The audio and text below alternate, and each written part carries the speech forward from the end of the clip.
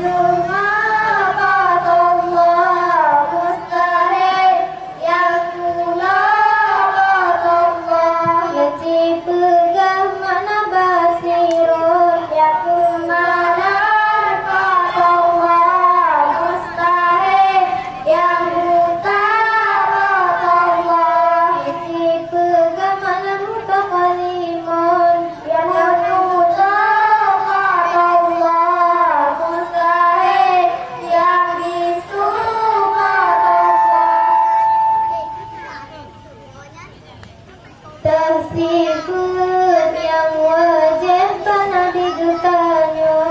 Dengan kau sifat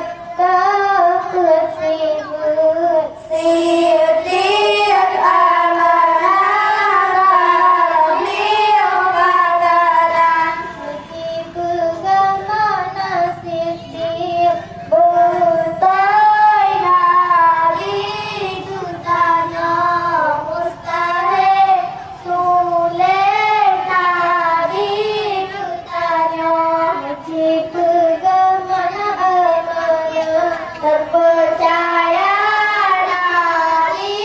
tutanya mustahil khianat dari tutanya meski bagaimana takdir menyampaikan dari tutanya mustahil usam dari tutanya meski bagaimana katanya jernih dari tutanya mustahil kodam dari tutanya tersifat yang harus bapak bertanya dengan sabar sifat sabar sifat jual wajib yang mungkin atau tinggal yang mungkin tersifat yang harus pada bertanya amankan dunia